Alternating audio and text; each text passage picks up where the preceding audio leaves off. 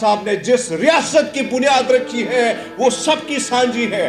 جناح صاحب نے کہا تھا یہ ایک ناجائز ریاست ہے، تو جب جناح صاحب نے کہا کہ جناب ریاست ناجائز ہے تو میں اس کو کیسے جائز مان لوں؟ وقت مختصر ہے مسلمانوں، ایک چیز یاد رکھنا، یہ آگ، یہ شعلے وہاں پہ بھڑک اٹھے ہیں، 76 سال سے وہ لاشیں اٹھا رہے ہیں وہ فلسطینی بھائی، وہ عادی ہو چکے ہیں، لیکن جب چنگاری اس دہلیز پر پہنچے گی اور پھر آپ لوگوں کا بھی تماشا اسی طرح دیکھا جائے گا جس طریقے سے 57 مسلم ممالک نے گھنگرو باندھ کر یہ تماشا دیکھ رہے ہیں۔ اس بزرگ کی ویڈیو میرے سامنے آتی ہے جو اپنے پوتوں کو لاد میں اتارتے ہوئے کہہ رہا ہے کہ حضرت محمد صاحب سے گلہ کرنا، کہنا کہ آپ کی امت بڑی بے حس ہو چکی ہے، ڈرپوک ہو چکی ہے، اس سے کہنا کہ لوگ تماشا دیکھ رہے تھے اور اسرائیل ہم پر بارود پھینک رہا تھا۔ یہ حالات آپ کے ہو گئے ہیں، مقدمے کرتے ہیں ہم پہ، کہتے ہیں آپ پر مقدمہ کریں گے، کرو مقدمہ۔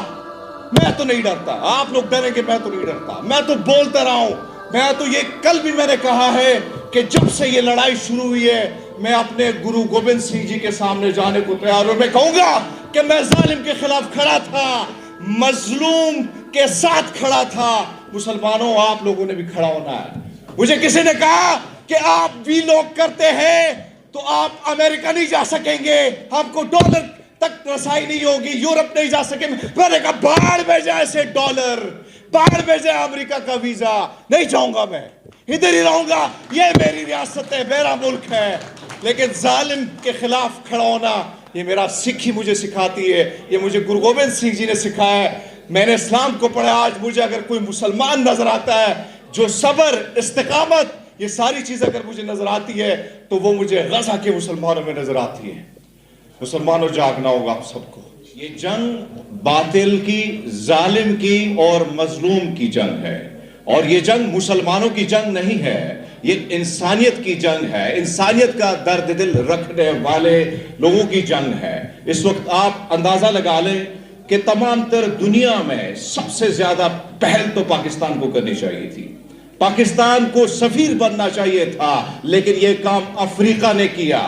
پاکستان میں سب سے زیادہ احتجاج ہونے چاہیے تھے پر انفارچونیٹلی نہیں ہوا۔ سب سے زیادہ احتجاج اس امریکہ میں ہوا جو اس وقت اتحادی ہے، جو اس ناجائز ریاست کا باپ ہے، وہاں پہ سب سے زیادہ احتجاج ہوئے۔ سب سے زیادہ احتجاج ہوئے تو برطانیہ میں ہوئے، نہیں ہوئے تو مسلمان ممالک میں نہیں ہوئے۔ انفارچونیٹلی میں نے یہاں پہ دیکھا، پرسوں ڈی چوک میں پہنچا، وہاں پہ یہاں کی حکومت نے جس طریقے سے ڈنڈے برسائے میری بہنوں پر، ان ماؤں پر، سینیٹر مشتاق پر مقدمات درج کر لیے گئے کہ انہوں نے ریاست کو دھمکی دی ہے۔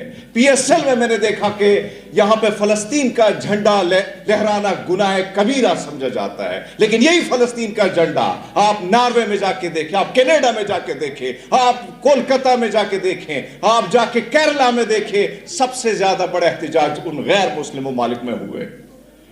اب کل میں نے کچھ تصاویریں ڈاکٹر صاحب نے ٹویٹ کی تو میں نے جب دیکھی مجھے انتہائی دکھ ہوا۔ یہ قصہ اس لیے سنانا چاہتا ہوں کہ ہماری ایک بہن جو سکھڑی ہے، کینیڈا سے اس کا تعلق ہے، روبی کور، اس کو انویٹیشن آتی ہے، اس کو دعوت آتی ہے، کس سے؟ جو بائیڈن سے۔ اگر یہ کسی پاکستانی کو آتی ہے دعوت تو رال ٹپکتی، ادھر سے بھاگ جاتا وہاں پہ ماتھا ٹیکنے کے لیے، لیکن اس شیرنی نے کیا کیا؟ اس نے کہا بھاڑ میں جائے تمہاری یہ دعوت، نہیں آؤں گی میں۔ آپ نے ظلم بربریت کا بازار وہاں پہ گرم کیا ہے، آپ قاتل ہیں، نہیں آؤں گی میں تمہارے سیمینار میں۔ کریڈٹ جانا چاہیے ان جیسے لوگوں کو جو درد دل رکھتے ہیں۔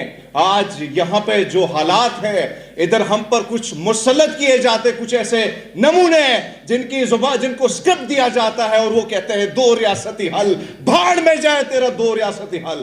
تیرے ملک پر، اس ملک پر کوئی قبضہ کر لے اور وہ کہے کہ میرے ساتھ بٹوارہ کرو، کیا آپ لوگ مان لو گے؟ نہیں مانیں گے، ہم نہیں مانیں گے۔ میں تو اس شخص کو مانتا ہوں، اس کے نظریات پر کاربند ہوں جس کے قول فعل پر میرے پردادوں نے، میرے ابا و اجداد نے یقین کیا۔ میرے پاس آپشن تھا ہندوستان جانے کا پر نہیں گئے کیونکہ ہمیں یقین تھا جناب